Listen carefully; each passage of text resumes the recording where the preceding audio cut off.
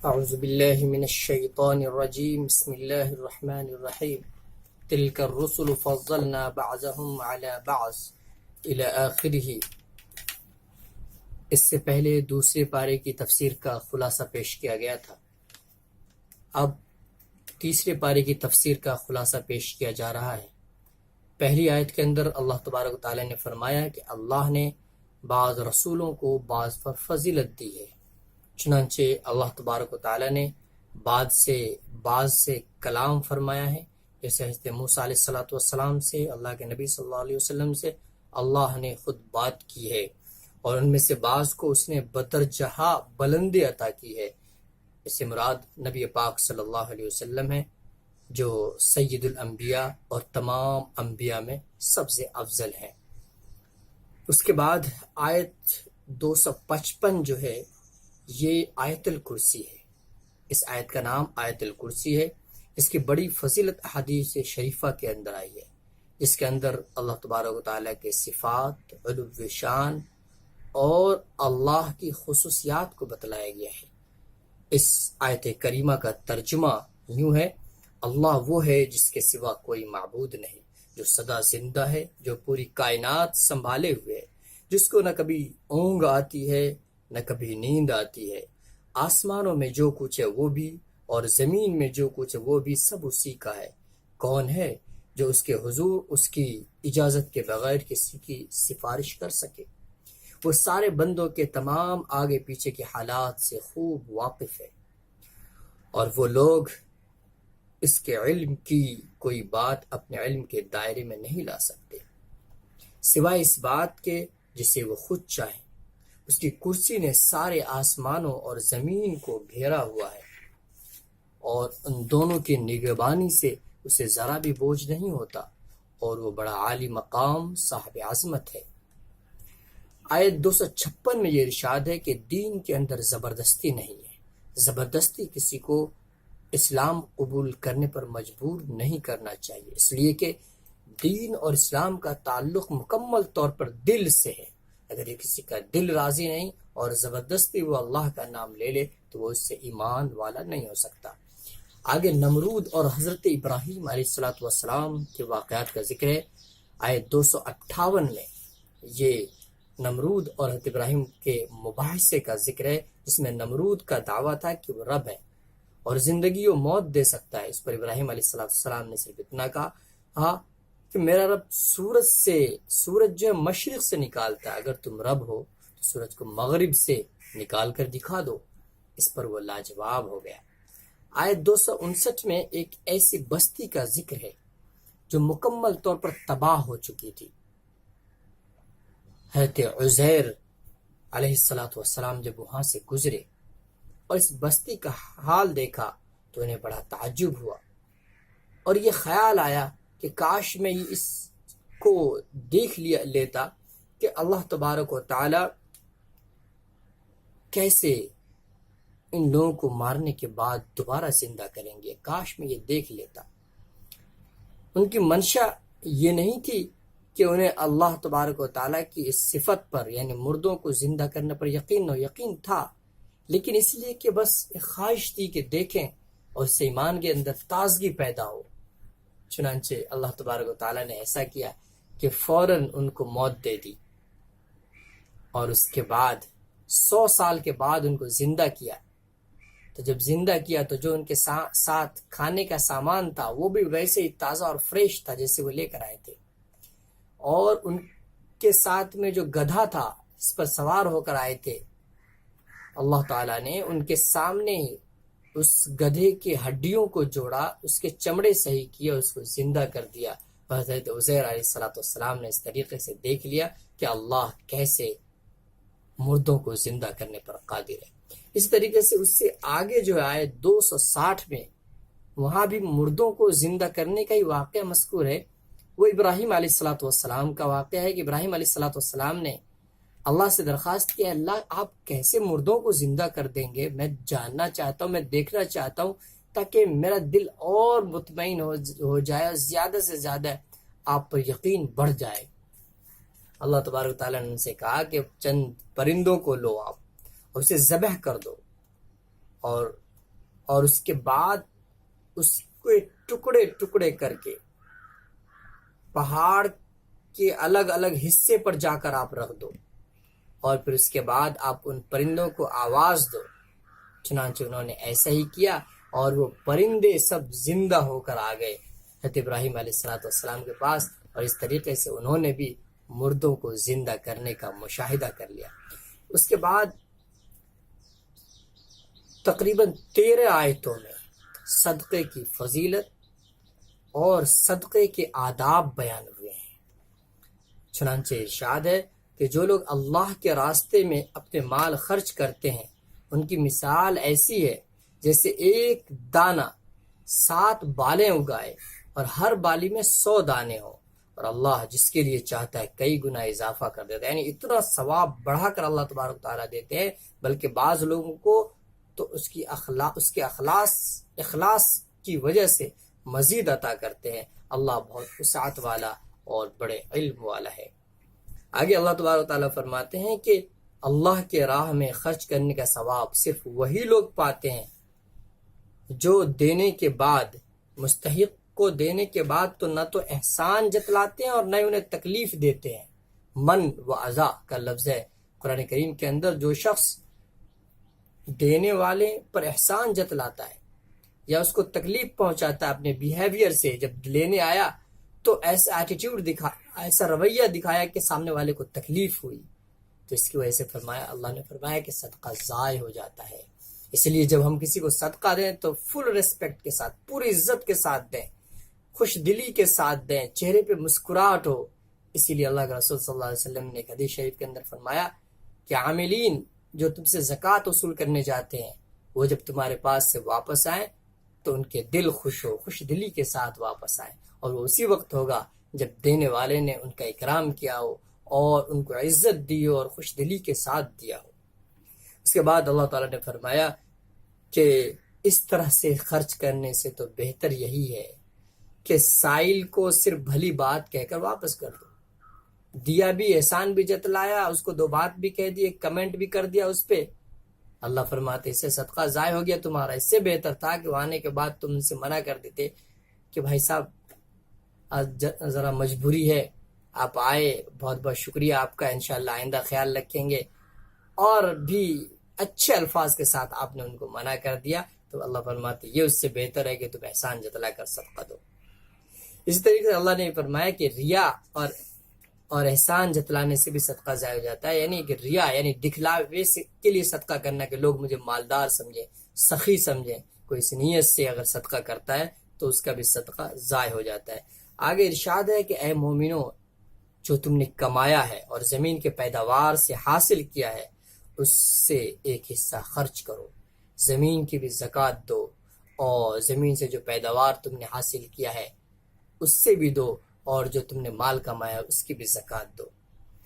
پھر اللہ تبارک و تعالیٰ نے فرمایا کہ خرچ کرتے وقت شیطان تمہیں ڈراتا ہے، تم مفلس بن جاؤ گے، تمہارا مال کم ہو جائے گا، کیوں دوسرے کو دے رہے ہو؟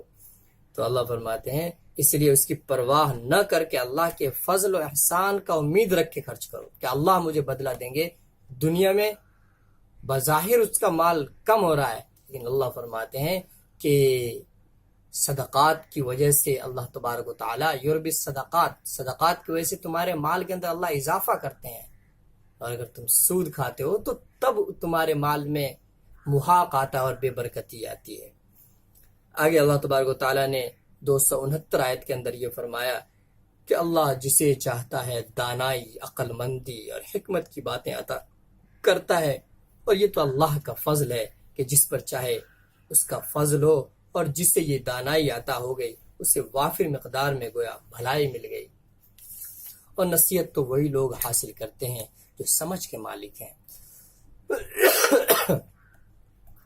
آیت 271 میں ارشاد ہے اگر تم صدقات ظاہر کر کے دو گے، دکھا کر لوگوں کو دو گے تو اس پر بھی تمہیں ثواب ملے گا، اور اگر تم چھپا کر دو گے فقراء کو تو یہ زیادہ بہتر ہے۔ لیکن ثواب دونوں میں، ظاہر کر کے دینے کا مقصد یہ ہو کہ دوسرے لوگوں کو بھی ہمت ہو، حوصلہ ہو، دوسروں کو انکریج کرنے کے لیے اگر دکھا کر صدقہ دے تو یہ بھی جائز ہے۔ چھپا کر دے اس طریقے سے کہ ایک ہاتھ سے دیا تو دوسرے ہاتھ کو بھی خبر نہیں، اس طرح سے چھپا کر دینا حدیث شریف کے اندر جیسا کہ مذکور ہے یہ اور افضل ہے، اس لیے کہ اس میں اخلاص زیادہ ہے۔ آیت 273 میں ارشاد ہے کہ جو لوگ اللہ کے راستے میں اپنے آپ کو مشغول رکھنے کی وجہ سے مال و زر نہیں کما پاتے اور غیرت کی وجہ سے کسی کے سامنے ہاتھ بھی نہیں پھیلا پاتے، ان پر خاص طور پر خرچ کرنا چاہیے۔ چنانچہ ایسے علماء جو پڑھنے لکھنے میں مشغول رہتے ہیں، دوسروں کے سامنے ہاتھ نہیں پھیلاتے، ایسے دیندار لوگ جو پہلے اچھے تھے مالی اعتبار سے لیکن اب ان پہ حالات آ گئے ہیں، اس لیے شرم کی وجہ سے، اپنے خاندانی عزت کی وجہ سے دوسروں کے سامنے ہاتھ نہیں پھیلا پاتے، تو ایسے نیک لوگوں کا بھی خاص طور پہ خیال رکھنا چاہیے، جو اللہ کے راستے میں جہاد میں نکلے ہوئے ہوں یا جو بھی اللہ کے راستے میں مکمل طور پر اللہ کے دین کی حفاظت میں لگے ہوئے ہوں، ان کا خاص خیال رکھنا چاہیے اور وہ مانگنے آئے نہ آئے ان تک پہنچانے کی کوشش کرنی چاہیے۔ آگے اللہ تبارک و تعالیٰ نے 275 کے اندر سود کی برائی بیان کی ہے اور یہ فرمایا کہ قیامت کے دن جو سود خور ہوگا وہ خبتی بن کر اٹھے گا، اس لیے کہ دنیا میں بھی وہ پاگل ہی اور خبتی رہتا تھا کہ زیادہ سے زیادہ مال کمانے کے چکر میں آج یہاں کل وہاں پرسوں وہاں، اس کا دماغ آج یہاں آج وہاں پریشان رہتا تھا۔ اسی طریقے سے قیامت میں بھی وہ اسی طریقے سے سود خور کو اللہ تبارک و تعالیٰ اٹھائیں گے۔ اگر کوئی سود کی حرمت کا حکم آنے کے بعد آگے حکم ہے کہ لین دین سے باز آ جاتا ہے، پہلے سود حرام نہیں تھا لیکن جب سود حرام ہوا تو اس سے پہلے جو سودی کاروبار کیا تھا، پیسے کمائے تھے، اللہ نے فرمایا کہ جو پہلے کمائے تھے وہ سب تمہارے لیے حلال ہے، لیکن اب یہ حکم ہے کہ اسے چھوڑ دو، اور آگے یہ فرمایا کہ اب بھی اگر نہ چھوڑو گے اس حکم کے آنے کے بعد فَأْذَنُوا بِحَرْبٍ مِّنَ اللَّهِ، تو اللہ سے جنگ کا اس کے لیے اعلان ہے۔ بہت ساری برائیوں پہ اللہ تبارک و تعالیٰ نے شناعت، برائی اور اس کی سزا کا بیان کیا، لیکن جس قدر دھمکی سود کی برائی پر اللہ نے دی ہے، کسی اور چیز پہ دھمکی نہیں دی کہ اللہ تعالیٰ سے جنگ کرنا ہے۔ اگر اللہ کے منع کرنے کے باوجود بھی اللہ کے منع کرنے کے باوجود بھی کوئی انسان سود میں ملوث ہوتا ہے، حدیث شریف میں ہے کہ چاہے وہ سود کھانے والا ہو یا کھلانے والا ہو یا لکھنے والا ہو یا گواہ بننے والا ہو، یہ سب کے سب چاروں ملعون ہیں۔ آگے اللہ تبارک تعالیٰ نے قرض کے آداب و اصول بتلائے ہیں آیت 280 کے اندر۔ یہ فرمایا کہ پہلے تو یہ فرمایا کہ تنگ دست قرض دار کو مہلت دینے اور قرض معاف دینا ایک ثواب کا کام ہے۔ اگر آپ نے کسی کو قرض دیا، اس کی ضرورت پوری ہو گئی، اللہ نے آپ کو ثواب دیا، لیکن وہ اس کے پاس انتظام نہیں ہو پا رہا ہے، وہ آپ سے مہلت مانگ رہا ہے، تو احسان یہ ہے کہ اس کو مہلت دو کچھ اور دن، تاکہ وہ آسانی سے ادا کر دے، اسے گالی گلوج اور اس کو مار پیٹ نہ کرو، اسے پریشان مت کرو، تم نے احسان کیا، اس کی ضرورت پوری ہو گئی، کچھ اور احسان کرو کہ وہ اطمینان کے ساتھ تمہارے قرض ادا کر دے۔ اس کے بعد اس قرآن کریم کی جو سب سے لمبی آیت ہے، آیت 282 سورہ بقرہ کے اندر، اس کے اندر اللہ تبارک و تعالیٰ نے قرض کے اصول و آداب یہ بتلائے ہیں کہ 3 بنیادی اصول و آداب ہیں قرض لینے کے۔ پہلا اصول تو یہ ہے کہ قرض لیتے وقت یہ بات طے ہو جائے کہ کب ادائیگی ہوگی، کب اس کو واپس کرنا ہے۔ دوسرے نمبر پر اس کو لکھ لیا جائے، اور تیسرے نمبر پر اس تحریر پر، اس معاملے پر گواہ بھی بنا لیے جائے۔ یہ اللہ کا حکم ہے۔ اور پھر جب سامنے والے کو یہ حکم ہے کہ اگر اس کے پاس پیسے آ گئے تو پھر حدیث شریف کے اندر ہے مطل الغنی ظلم، کہ آدمی جب اس کے پاس سامان آ جائے، پیسے آ جائے، اس کے باوجود بھی اگر وہ ٹال مٹول کرتا ہے تو یہ ظلم ہے، اور ظلم کا گناہ بہت بڑا ہے۔ آگے اللہ تبارک و تعالیٰ نے آیت 285 میں یہ حکم دیا ہے کہ ہر رسول پر ایمان لانا ضروری ہے۔ سورہ بقرہ کی آخری آیت میں ارشاد ہے کہ ہر انسان کو اس کی طاقت کے مطابق اللہ نے مکلف بنایا ہے، لہذا جب بیمار ہو انسان تو روزے میں بھی اس کے بارے میں اللہ نے کہا کہ بعد میں رکھ لو، اور اگر بیماری سے شفا یابی کی امید نہ ہو تو فدیہ دے دو۔ نماز کے بارے میں کہا گیا کہ کھڑے ہو کر نماز نہیں پڑھ سکتے تو بیٹھ کے پڑھ لو، لیٹ کے پڑھ لو، جتنا انسان کے پاس حوصلہ ہے یا جتنی اس کے پاس طاقت ہے اسی کے مطابق اللہ نے اس کو مکلف بنایا ہے۔ آگے بہت ہی جامع دعا ہے اس پارے کی آخری آیت کے آخری حصے میں اللہ فرماتے ہیں کہ اس طرح دعا گویا کرنی چاہیے ہمیں کہ اے ہمارے پروردگار، اگر ہم سے کوئی بھول چوک ہو جائے تو ہماری گرفت نہ فرمائیے، اور اے ہمارے پروردگار ہم پر اس طرح کا بوجھ نہ ڈالیے جیسا کہ آپ نے ہم سے پہلے لوگوں پر ڈالا تھا، اور اے ہمارے پروردگار ہم پر ایسا بوجھ نہ ڈالیے جسے اٹھانے کی ہم میں ہمت نہ ہو، طاقت نہ ہو، اور ہماری خطاؤں سے درگزر فرمائیے، ہمیں بخشش دیجیے اور ہم پر رحم فرمائیے، آپ ہی ہمارے حامی و ناصر ہیں، اس لیے کافر لوگوں کے مقابلے میں ہمیں نصرت فرمائیے۔ اس کے بعد سورہ آل عمران شروع ہوتی ہے۔ اس سورت کے اندر حضرت عمران کے خاندان کا تذکرہ ہے، اسی لیے اس کو سورہ آل عمران کہا جاتا ہے۔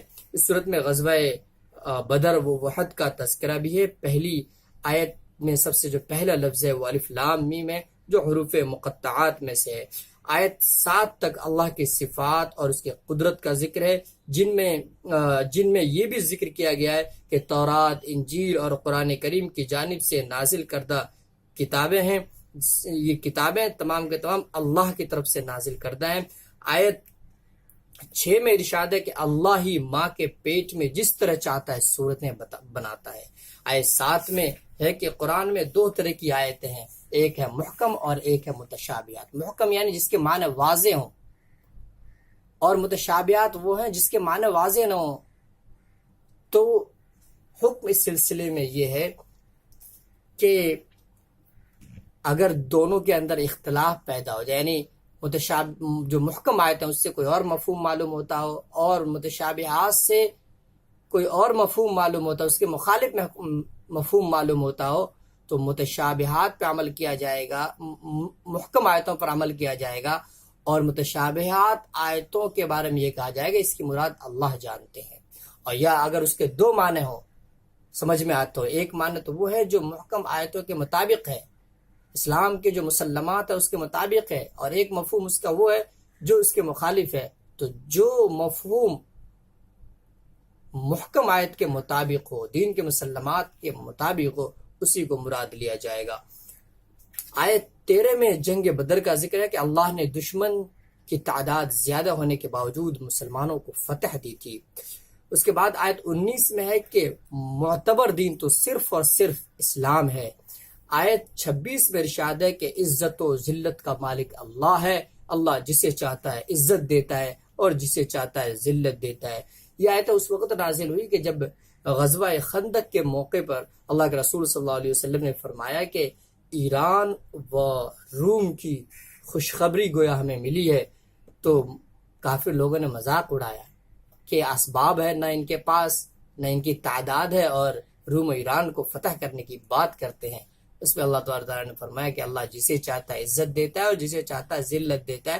چنانچہ ایک وقت آیا کہ یہ دونوں اس وقت کی جو بڑی سلطنت تھی، سپر پاور طاقتیں تھی، وہ فتح ہوئی۔ اس کے بعد آیت 28 کا مفہوم یہ ہے کہ کافر سے دوستی نہ کرو اور قلبی میلان نہ رکھو، لیکن اس سے مراد یہ ہے کہ ایسی دوستی اور ایسا قلبی میلان نہ رکھو کہ جس کی وجہ سے دونوں دوست کا مقصد زندگی ایک ہو جائے، کہ دوست کو خوش کرنے کے لیے ان کے ساتھ پوجا کرنے مندر بھی جا رہے ہیں، ان کے ساتھ چرچ میں بھی جا رہے ہیں، حضرت عیسیٰ علیہ السلام کو بیٹا ہونے کے عقیدے کی تعریف بھی کر رہے ہیں، اور ہندوؤں کے بھگوانوں کی بھی تعریف کر رہے ہیں، صرف دوست کو خوش کرنے کے لیے فرمایا۔ تو ایسی دوستی مقصود نہیں ہے۔ ہاں، ان کے ساتھ حسن سلوک کرو، ظاہری سلوک میں اچھا رہو، ایسی دوستی کرو، ان کے ساتھ احسان کرو، ان کو ہدیہ دو، ان سے ہدیہ لو، یہ تمام چیزیں کرو، یہ چیزیں مقصود ہیں۔ لیکن ایسی دوستی کہ تم اللہ کے حکم کو توڑ ڈالو، یہ شریعت میں مقصود نہیں اور اس سے منع کیا گیا ہے۔ اس کے بعد حضرت مریم اور حضرت عیسیٰ علیہ السلام کا واقعہ ہے۔ حضرت یحییٰ علیہ السلام کی پیدائش کا بھی ذکر ہے، اور اس کے بعد حضرت عیسیٰ علیہ السلام نے جب بڑے ہو کر بنی اسرائیل میں تبلیغ شروع کی تھی، اس کا بھی ذکر ہے۔ ان واقعات کا خلاصہ یہ ہے کہ حضرت عمران یہ بیت المقدس کے امام تھے، ان کی اہلیہ کا نام تھا حنا بنت فاقوزہ، ان کی کوئی اولاد نہیں تھی، اس لیے انہوں نے یہ نظر مانی تھی کہ اللہ اگر ہماری اولاد ہوگی تو ہم اس بیت المقدس کے لیے اس اولاد کو وقف کر دیں گے۔ چنانچہ حضرت مریم کی پیدائش ہوئی۔ جب بیٹی کی پیدائش ہوئی تو حضرت مریم کی والدہ تھوڑی غمگین ہوئی کہ اگر بیٹا ہوتا تو اچھا ہوتا، بیت المقدس کی حفاظت اور اس کی خدمت کے کام آتا۔ پھر اللہ تبارک و تعالیٰ نے بیٹی کو بھی قبول کیا۔ تو جب حضرت مریم کو لے کر بیت المقدس گئے، ان کو وقف کرنے کے لیے، اس کی حفاظت کے لیے، اس کی تمام ذمہ داریوں کو نبھانے کے لیے، خدمت کے لیے، تو وہاں کے جو متولیان تھے ان میں اختلاف ہو گیا، اور اختلاف ہوا پرورش کے سلسلے میں کہ ہر شخص یہ چاہتا تھا کہ امام صاحب کی جو بیٹی ہے، جو اللہ کے لیے وقف ہو رہی ہے اس بیت المقدس کے لیے، اس کی پرورش ہم کریں گے۔ چنانچہ اختلاف کی صورت میں ان لوگوں نے یہ طے کیا کہ ہم لوگ قرآن اندازی کرتے ہیں، اور قرآن اندازی کی شکل یہ طے پائی کہ ان میں سے ہر شخص اپنے قلم کو پانی کے بہاؤ پر رکھے دریا کے اندر، اور جس کا قلم واپس لوٹ کر آ جائے گا گویا اللہ تبارک تعالیٰ نے اسی کے حق میں پرورش کا فیصلہ کیا ہے۔ چنانچہ ان تمام لوگوں نے جب قلم کو رکھا تو حضرت زکریا علیہ السلام کا قلم واپس آ گیا۔ دراصل حضرت زکریا علیہ السلام حضرت مریم کے خالو ہیں، وہ اپنی خالہ کے پاس پرورش کے لیے اس طریقے سے پہنچ گئیں۔ حضرت مریم علیہ السلام اللہ کی بہت ہی نیک اور برگزیدہ بندی ہیں۔ آپ خدا نہیں ہیں جیسا کہ آج کل کے کرسچن لوگوں کا کہنا ہے کہ حضرت عیسیٰ، حضرت مریم اور اللہ تینوں کا مجموعہ خدا ہے۔ ایک دن ایسا ہوا کہ حضرت زکریا جب کمرے کے اندر آئے تو دیکھا کہ بہت سارے پھل رکھے ہوئے ہیں حضرت مریم کے پاس، اور پھل بھی ایسے جو بے موسم۔ انہوں نے تعجب سے پوچھا کہ یہ بے موسم پھل تمہارے پاس کہاں سے آ گئے؟ حضرت مریم نے کہا یہ تو اللہ نے بھیجا ہے، اللہ جب جو چیز چاہتا ہے بھیج دیتا ہے۔ تو یہ بات سن کے ان کے دل میں ایک داعیہ پیدا ہوا کہ وہ اللہ جو بے موسم پھل بھیج سکتا ہے، آخر بے موسم یا بے وقت اللہ میں اولاد سے کیوں نہیں نواز سکتا؟ اس لیے کہ حضرت زکریا علیہ السلام بڑھاپے کی عمر کو پہنچ چکے تھے، ان کی جو بیوی تھی وہ بھی بانجھ تھی، لیکن پھر بھی اللہ تبارک تعالیٰ سے دعا کی ہے۔ سورہ مریم کے اندر ہے، فرمایا کہ ربی انی وہن العظم منی واشتعل الرأس شیبا، کہ اللہ ہماری ہڈیاں کمزور ہو چکی ہے، میری ہڈیاں کمزور ہو چکی ہے، بال سفید ہو چکے ہیں، لیکن اس کے باوجود میں اپنی دعا میں کبھی مایوس نہیں رہا۔ اے اللہ مجھے اولاد سے نوازیے تاکہ میرے بعد آپ کے دین کو قائم رکھ سکے۔ چنانچہ اللہ تبارک تعالیٰ نے حضرت یحییٰ کی شکل میں ان کو اولاد سے نوازا ہے۔ اس کے بعد ایک دن ایسا ہوا کہ حضرت مریم کے پاس ایک انسان آیا۔ حضرت مریم ڈر گئیں کہ اور کہا کہ اللہ سے ڈرو، تنہائی میں تم میرے پاس کیسے آ گئے؟ تو انہوں نے کہا کہ میں اللہ کی طرف سے بھیجا ہوا فرشتہ ہوں اور تمہارے لیے اولاد کی خوشخبری لے کر آیا ہوں۔ حضرت مریم کو بہت تعجب ہوا اور کہا کہ ایسا کیسے ممکن ہو سکتا ہے، مجھے تو کسی مرد نے آج تک چھوا نہیں۔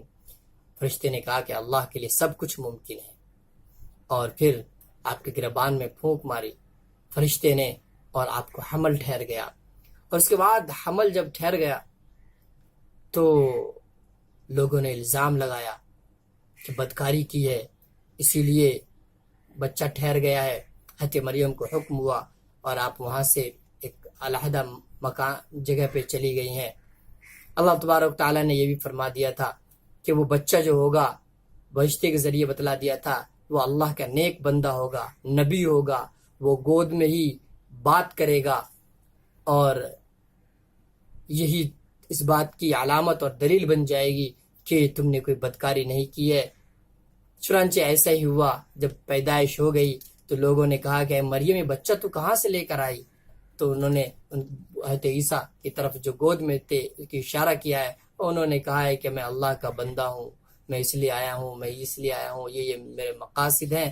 اور اس طریقے سے اللہ تبارک و تعالیٰ نے حضرت مریم کو اس برائی سے بری کر دیا، اس الزامات سے۔ لیکن اس کے باوجود ایک تعداد ایسی تھی جس نے اس بات کو نہیں مانا، الزام لگایا۔ پھر حضرت عیسیٰ علیہ السلام بڑے ہوئے، انہوں نے اللہ کی پیشن گوئی، فرشتے کے پیشن گوئی کے مطابق وہ نبی بنے، اور اس کے بعد اللہ کے دین کو پھیلانے کی کوشش کی اور پھیلایا۔ لیکن یہودی لوگ ان کے دشمن بن گئے اور ان کو سولی پر چڑھانے کی تدبیریں کرنے لگے۔ اللہ تبارک و تعالیٰ نے جن لوگوں نے انہیں گرفتار کیا تھا انہی میں سے ایک کو ان کی شکل دے دی اور ان لوگوں نے اس شخص کو سولی پر چڑھا دی اور اللہ نے آپ کو آسمان پر اٹھا لیا۔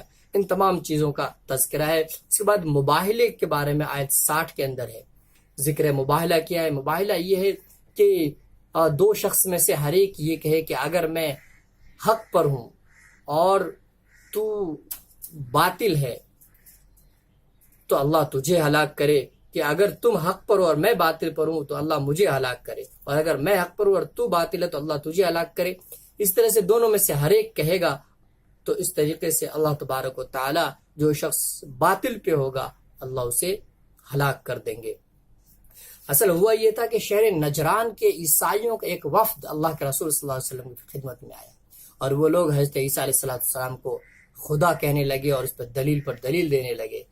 اللہ کے رسول صلی اللہ علیہ وسلم نے انہیں سمجھایا لیکن وہ لوگ اپنی بات پر مصر رہے تو اللہ کے رسول صلی اللہ علیہ وسلم نے ان سے کہا کہ چلو مباہلہ کرتے ہیں۔